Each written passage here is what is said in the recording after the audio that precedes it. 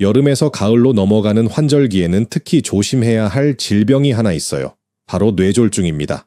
실제로 2022년 기준으로 뇌졸중 발생 건수가 약 11만 건이나 되거든요. 하루에 300명 정도가 뇌졸중에 걸린다는 얘긴데 더 무서운 건 뇌졸중 환자 중에서 1년 이내에 사망하는 분이 5명 중 1명꼴이라는 겁니다. 치명률이 20%라는 얘기죠. 뇌졸중 환자 중에서 60세 이상이 80% 이상을 차지합니다. 나이가 들수록 위험해지는 거죠. 그리고 여성분들이 남성분들보다 치명률이 조금 더 높다고 보시면 됩니다. 그런데 정말 무서운 건 뇌혈관 질환으로 응급실에 온 환자의 72%가 전날까지는 아무 증상이 없었다는 거예요. 정말 갑자기 오는 병이거든요. 그래서 옛날 어르신들이 중풍이라고 부른 거예요. 갑자기 벼락 맞듯이 오는 병이라고 해서요. 특히 이런 환절기에는 더욱 조심하셔야 해요. 겨울에 뇌졸중이 많이 생기는 건 실내외 온도차 때문이거든요. 혈관이 갑자기 변한 온도에 적응을 못해서 뇌졸중이 와요. 그런데 여름철에도 위험해요. 온도가 올라가고 우리 몸에서 수분이 빠져나가고 땀을 많이 흘리면 혈액이 끈적끈적해져요. 그러면 혈관이 막히기 쉬워지거든요. 지금 같은 시기가 바로 그런 때예요. 혈관이 살찌면, 즉 동맥경화가 생기면 뇌졸중에 걸릴 확률이 매우 높아져요. 그래서 오늘은 뇌졸중에 대해서 자세히 얘기해 보려고 합니다. 여러분의 건강한 노후를 위해서 꼭 필요한 얘기거든요.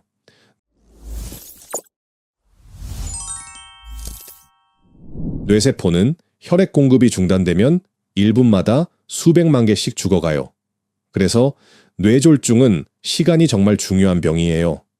하지만 미리 알고 예방하면 충분히 막을 수 있는 병이기도 해요. 오늘 제가 드리는 말씀 잘 들어보시고 여러분과 가족의 건강을 지키시길 바라요. 자, 이제 가장 중요한 얘기를 해드릴게요. 뇌졸중의 전조 증상이 유튜브마다 달라서 제가 아주 쉽게 정리해드리겠습니다. 이 영상 보시는 모든 분들이 꼭 기억을 하셔야 합니다. 뇌졸중에는 5가지 주요 전조 증상이 있어요. 이걸 기억하기 쉽게 설명해 드릴게요. 첫 번째, 한쪽 팔다리 마비예요. 갑자기 한쪽 팔이나 다리에 힘이 빠져요. 예를 들어서 양손을 앞으로 쭉 뻗어보세요. 그런데 한쪽 팔이 자꾸 밑으로 떨어진다면 이건 위험한 신호예요. 아니면 걷다가 한쪽 다리가 자꾸 끌린다면 이것도 조심해야 합니다. 두 번째, 발음 이상이에요. 갑자기 발음이 뭉개지거나 부정확하게 나와요. 간단한 테스트가 있어요. 맘마, 랄라, 가가. 이렇게 발음해보세요. 평소보다 발음이 어눌하거나 혀가 잘 안 돌아간다면 위험해요. 특히 리을 발음이 잘 안 되는 경우가 많아요. 세 번째, 갑작스러운 어지러움이에요. 그냥 조금 어지러운 게 아니라 세상이 빙빙 도는 것 같은 심한 어지러움이에요. 서 있기도 힘들고 걷기도 힘든 정도의 어지러움 말이에요. 네 번째, 복시나 시야 장애예요. 복시는 물체가 2개로 보이는 거예요? 하나인데 2개로 보이죠? 아니면 갑자기 한쪽 눈이 안 보이거나 시야의 일부가 깜깜해지는 경우도 있어요. 마치 커튼을 친 것처럼 일부가 안 보이는 거예요. 5번째, 안면 마비예요. 얼굴 표정을 지을 때 한쪽이 움직이지 않아요. 간단한 테스트는 웃어보시는 거예요. 평소처럼 웃는데 한쪽 입꼬리가 올라가지 않는다면 또는 우 하고 입을 오므려 보세요. 한쪽이 잘 안 움직인다면 위험한 신호예요. 그런데 여기서 정말 중요한 걸 말씀드릴게요. 이런 증상들이 나타났다가 5분, 10분 지나서 귀신같이 사라지는 경우가 있어요. 아, 괜찮아졌네 하고 넘어가시면 안 돼요. 이게 더 위험할 수 있거든요. 왜 그럴까요? 막혔던 혈관이 잠깐 뚫리면서 일시적으로 증상이 좋아진 거예요. 하지만 이건 경고 신호예요. 앞으로 큰 뇌졸중이 올 수 있다는 몸의 신호거든요. 의학적으로는 일과성 뇌허혈 발작이라고 해요. 실제로 이런 경고 증상을 겪은 분들 중에서 48시간 이내에 큰 뇌졸중이 오는 경우가 많아요. 그래서 증상이 사라졌다고 해서 안심하시면 안 돼요. 즉시 병원에 가서 정확한 검사를 받으셔야 해요. 그럼 이런 증상이 나타났을 때 어떻게 해야 할까요? 가장 중요한 건 시간이에요. 우리가 골든타임이라고 부르는 시간이 있어요. 뇌경색의 경우에는 증상이 시작된 후 3시간 이내에 병원에 도착해야 혈전용해제라는 특별한 약을 쓸 수 있어요. 이 약은 막힌 혈관에 피떡을 녹여주는 약이거든요. 늦어도 6시간 이내에는 도착해야 다른 특별한 치료를 받을 수 있고요. 뇌출혈도 마찬가지예요. 빨리 혈압을 조절하고 출혈을 멈춰야 더 큰 손상을 막을 수 있어요. 그래서 뇌졸중 증상이 의심되면 119에 바로 전화하세요. 이상하네, 조금 더 지켜보자 하시면 안 됩니다. 그리고 가족분들도 이런 증상들을 잘 알아두세요. 본인은 증상을 잘 못 느낄 수 있거든요. 특히 발음장애나 안면마비는 다른 사람이 봐야 알기 쉬워요.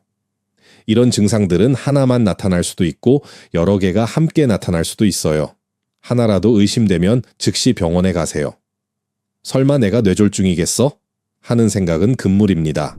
특히 오늘 방송 끝까지 들어보시면 뇌졸중에 좋은 과일들과 혹시 뇌졸중에 걸리셨을 때 의료비 부담을 줄일 수 있는 정부 지원 제도까지 알려드릴 거예요. 정말 유용한 정보니까 끝까지 함께해 주시길 바라요.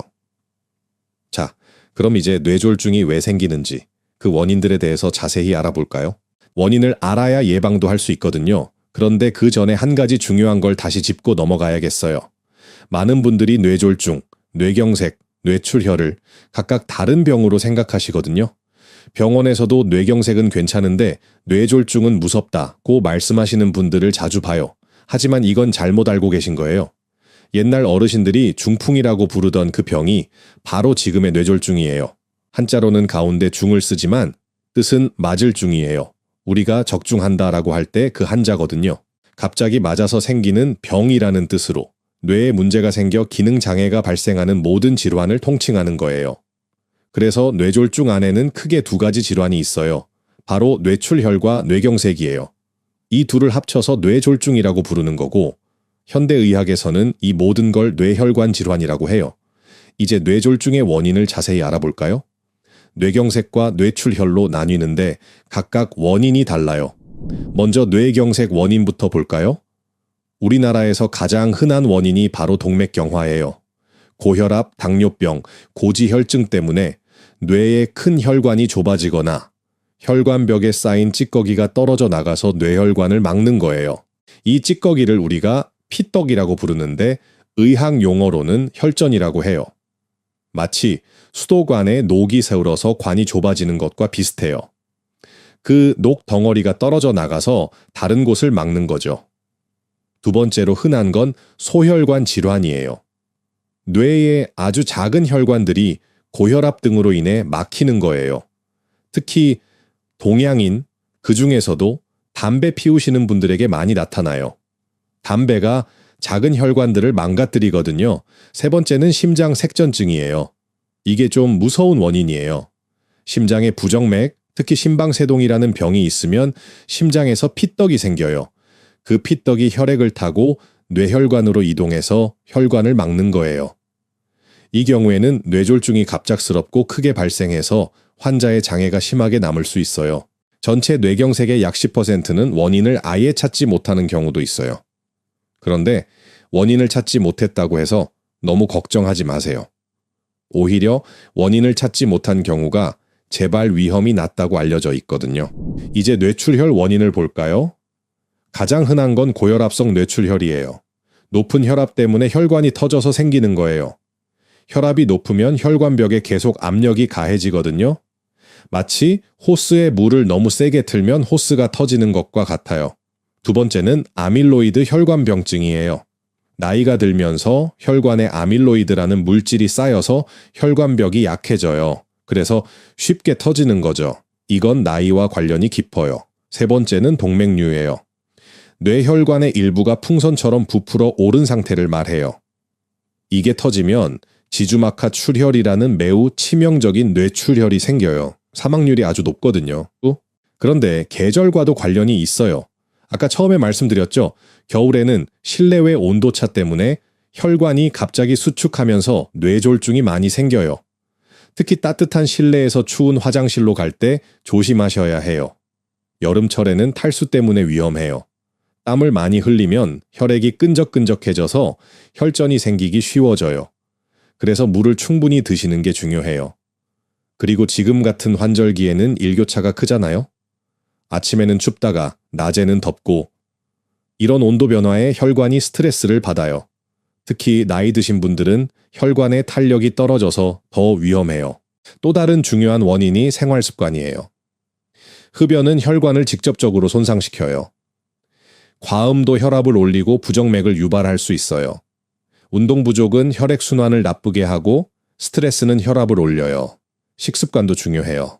짠 음식을 많이 드시면 혈압이 올라가고 기름진 음식을 많이 드시면 혈관에 기름때가 끼어요. 그리고 당분이 많은 음식은 당뇨병을 악화시키죠. 특히 고혈압, 당뇨병, 고지혈증은 침묵의 살인자라고 불러요. 별다른 증상이 없으면서도 혈관을 서서히 망가뜨리거든요. 그래서 정기적인 검사가 중요해요. 마지막으로 말씀드리고 싶은 건 이런 위험 요인들이 겹치면 위험도가 곱하기로 늘어난다는 거예요. 고혈압에 당뇨까지 있으면 위험도가 더하기가 아니라 곱하기가 되는 거죠. 그래서 하나하나 다 관리하시는 게 중요해요. 이제 뇌졸중을 미리 발견하고 예방하는 방법에 대해서 말씀드릴게요. 뇌졸중은 갑자기 오는 병이지만 미리 검사를 통해서 위험 신호를 찾을 수 있거든요. 뇌졸중 검사는 크게 5가지로 나눌 수 있어요. 첫 번째는 기본 건강검진이에요. 이게 가장 중요해요. 뇌졸중의 가장 기본적인 위험 인자인 바로 고혈압, 당뇨병, 고지혈증을 주기적으로 체크하는 겁니다. 혈압 측정은 정말 간단하죠. 그런데 한 번 재는 걸로는 부족해요. 혈압은 하루 종일 계속 변하거든요. 아침에 일어났을 때, 식사 후, 스트레스 받을 때 모두 달라져요. 그래서 가정에서도 혈압을 재보시는 게 좋아요. 가정용 혈압계는 그리 비싸지 않으니까 하나 장만해 두시길 권해요. 혈당 검사도 중요해요. 공복 혈당뿐만 아니라 당화혈색소도 함께 봐야 해요. 당화혈색소는 지난 2-3개월 동안의 평균 혈당을 보여주거든요. 일회성이 아니라 꾸준한 관리 상태를 알 수 있어요. 콜레스테롤 수치도 확인해야 해요. 총 콜레스테롤, LDL 콜레스테롤, HDL 콜레스테롤을 다 봐야 하는데 특히 LDL 콜레스테롤이 높으면 혈관에 기름때가 끼기 쉬워져요. 두 번째는 심방세동 검사예요. 심방세동은 심장이 불규칙하게 뛰는 부정맥이에요. 이게 있으면 심장에서 피떡이 생겨서 뇌로 날아갈 수 있거든요. 심전도 검사로 확인하는데 때로는 24시간 심전도 검사가 필요할 수도 있어요. 심방세동이 무서운 이유는 증상이 없는 경우가 많기 때문이에요.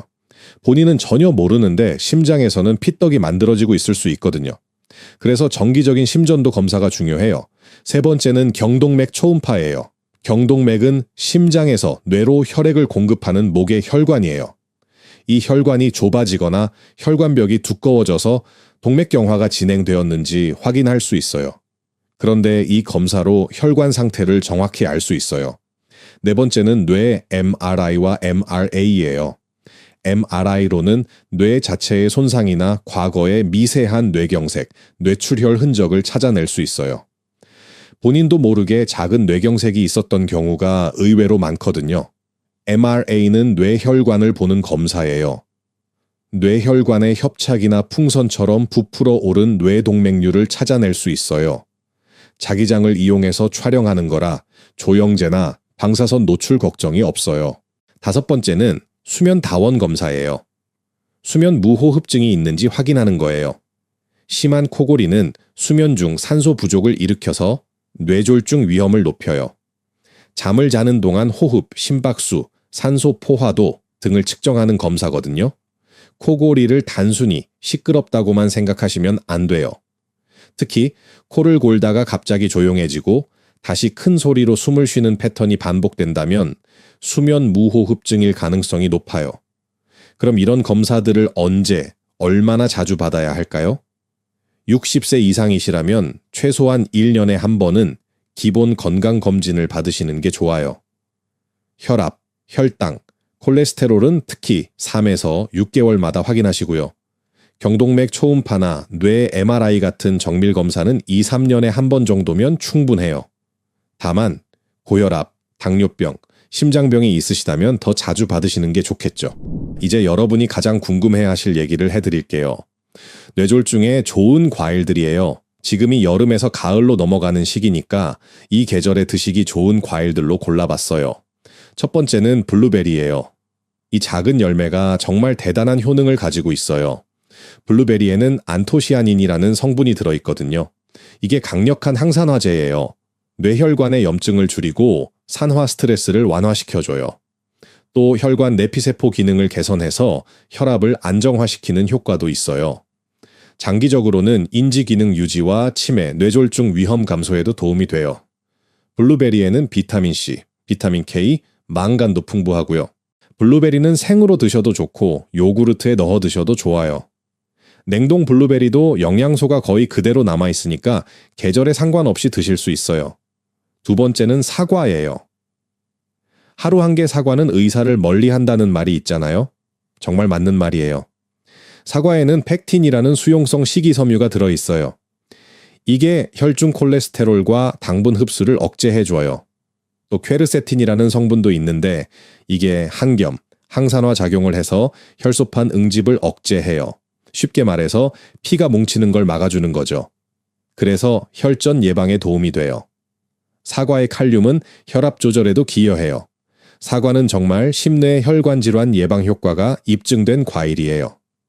껍질째 드시는 게 더 좋은데 농약이 걱정되시면 깨끗이 씻어서 드세요. 세 번째는 감이에요. 지금 막 제철이 시작되는 과일이죠. 감에는 타닌이라는 성분이 들어있어요. 이게 LDL 콜레스테롤, 즉 나쁜 콜레스테롤을 억제해서 동맥경화를 예방해줘요. 베타카로틴과 비타민C도 풍부해서 항산화 작용을 하고 혈관벽 손상을 방지해줘요. 칼륨도 많이 들어있어서 고혈압 억제에도 도움이 돼요. 그런데 감을 드실 때 주의할 점이 있어요. 떫은 감을 너무 많이 드시면 변비가 생길 수 있거든요. 하루에 한두 개 정도가 적당해요. 홍시나 단감은 떫은 맛이 적어서 더 드시기 좋아요. 네 번째는 배예요. 배는 수분이 85% 이상이어서 혈액 점도를 낮춰주는 효과가 있어요. 혈액이 끈적끈적한 걸 묽게 해줘서 혈류 개선에 도움이 되는 거죠. 배에는 루테올린이라는 성분이 들어있는데 이게 항산화 및 항염 작용을 해서 뇌혈관 염증을 완화시켜줘요. 칼륨도 풍부해서 혈압 조절과 심혈관 안정화에 도움이 돼요. 특히 배는 소화가 잘 되고 노인분들에게 부담이 적어요. 목이 마를 때 드시면 갈증 해소에도 좋고요. 수용성 식이섬유도 많아서 변비 예방에도 도움이 돼요. 그 밖에도 집에 있으시면 좋은 과일들이 있어요. 오렌지 같은 감귤류에는 비타민C와 플라보노이드가 풍부해서 혈관 건강에 좋아요. 바나나는 칼륨이 많아서 혈압 조절에 도움이 되고요. 포대는 레스베라트롤이라는 성분이 있어서 혈관을 보호해줘요. 복숭아와 키위도 비타민과 항산화 성분이 풍부해서 뇌졸중 예방에 도움이 돼요. 그럼 이런 과일들을 어떻게 드시는 게 좋을까요? 가장 중요한 건 꾸준히 드시는 거예요. 하루에 두세 가지 과일을 번갈아 가면서 드시면 좋아요. 총량은 하루에 200에서 300g 정도가 적당해요. 아침에 사과 반 개, 점심 후에 배 몇 조각, 저녁에 블루베리 한 줌 이런 식으로 나누어서 드시면 돼요. 한 번에 많이 드시는 것보다는 조금씩 자주 드시는 게 좋거든요. 과일 주스보다는 생과일을 드시는 게 좋아요. 주스로 만들면 식이섬유가 많이 없어지고 당분만 농축돼서 혈당을 급격히 올릴 수 있거든요. 그리고 당뇨병이 있으시다면 과일 섭취량을 조절하셔야 해요. 과일도 당분이 들어있으니까요. 의사와 상의해서 적절한 양을 정하시는 게 좋겠어요. 마지막으로 말씀드리고 싶은 건 과일만으로는 뇌졸중을 완전히 예방할 수 없다는 거예요. 과일은 전체적인 건강한 식단의 일부예요. 규칙적인 운동, 금연, 절주, 스트레스 관리와 함께해야 진정한 예방 효과를 볼 수 있어요. 하지만 이렇게 좋은 과일들을 꾸준히 드시면 분명히 도움이 될 거예요. 맛도 좋고 건강에도 좋으니까 일석이조죠. 특히 지금 같은 환절기에는 더욱 신경 써서 드시길 바라요. 이제 혹시 뇌졸중에 걸리셨을 때 경제적 부담을 줄일 수 있는 정부 지원 제도들에 대해서 말씀드릴게요. 뇌졸중은 갑자기 오는 병이라 의료비 부담이 클 수 있거든요. 미리 알아두시면 큰 도움이 될 거예요. 첫 번째로 알아두실 건 산정특례 제도예요. 뇌졸중에 걸리시면 자동으로 적용되는 제도거든요. 뇌졸중이 발병하고 24시간 안에 병원에 도착하시면 병원에서 의사가 직접 산정특례를 등록해줘요. 환자나 가족분이 따로 신청할 필요가 거의 없어요. 병원에서 자동으로 처리해 주거든요. 다만 입원 중에 병원 관계자에게 산정특례 등록이 제대로 되었는지 한 번 더 확인해 보시는 게 좋아요. 산정특례가 적용되면 뇌졸중 치료비의 본인 부담률이 크게 줄어들어요. 보통 30% 정도 내야 하는데 산정특례가 적용되면 5% 정도만 내시면 돼요. 이게 5년간 적용되거든요. 두 번째는 장기요양 등급 신청이에요.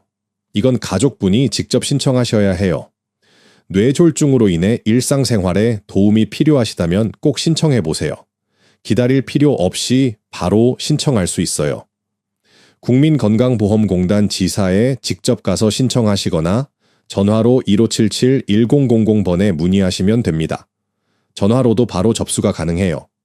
공단 직원이 집에 방문해서 어르신의 상태를 확인하고 등급을 매겨줘요.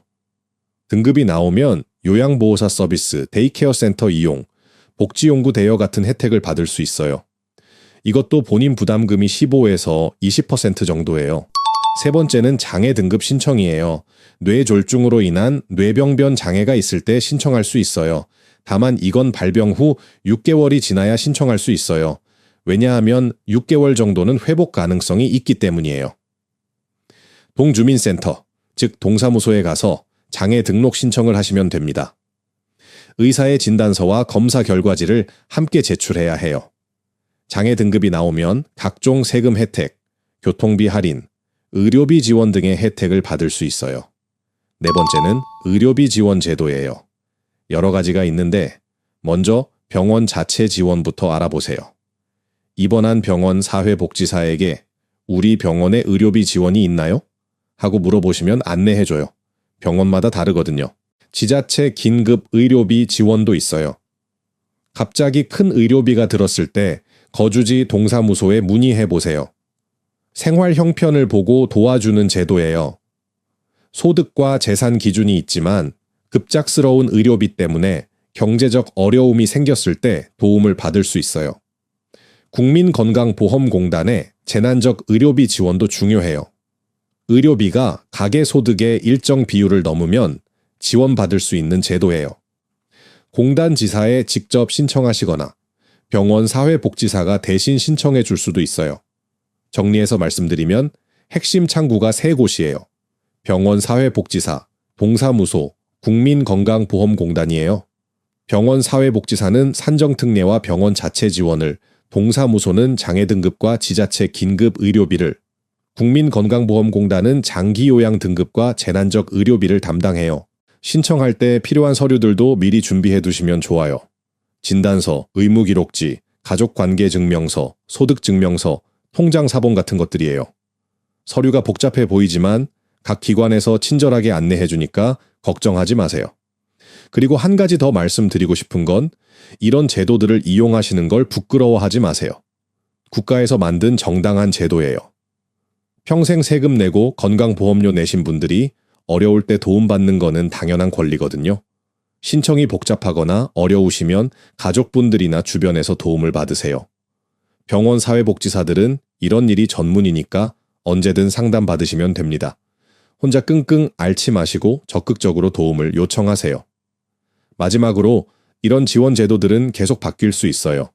새로운 제도가 생기거나 기준이 변경될 수 있으니까 정기적으로 최신 정보를 확인해 보시는 게 좋겠어요. 여러분, 오늘 긴 시간 동안 뇌졸중에 대한 이야기를 들어주셔서 정말 고맙습니다. 미리 알고 대비하면 충분히 예방하고 극복할 수 있는 병이에요. 오늘 말씀드린 내용을 한 번 더 정리해 드릴게요. 뇌졸중의 5가지 전조 증상 기억하시죠? 한쪽 마비, 발음장애, 어지러움, 시야장애, 안면마비. 이 중 하나라도 갑자기 나타나면 즉시 119에 신고하세요. 시간이 정말 중요해요. 그리고 예방이 가장 중요하다는 걸 꼭 기억하세요. 고혈압, 당뇨병, 고지혈증을 잘 관리하시고 규칙적인 운동과 건강한 식습관을 유지하세요. 오늘 말씀드린 블루베리, 사과, 감, 배 같은 좋은 과일들도 꾸준히 드시고요. 무엇보다 정기적인 검사를 받으시는 게 중요해요. 60세 이상이시라면 1년에 한 번은 꼭 건강검진을 받으시고 혈압과 혈당은 더 자주 확인해 보세요. 혹시 뇌졸중에 걸리시더라도 절망하지 마세요. 의학기술이 많이 발전했고 다양한 지원 제도들이 있어요. 여러분의 건강한 노후를 위해 앞으로도 계속 유용한 건강 정보들을 전해드릴게요. 구독과 좋아요, 그리고 주변 분들에게도 널리 알려주세요. 여러분의 작은 관심이 누군가의 생명을 구할 수 있거든요. 건강하고 행복한 하루 보내세요. 감사합니다.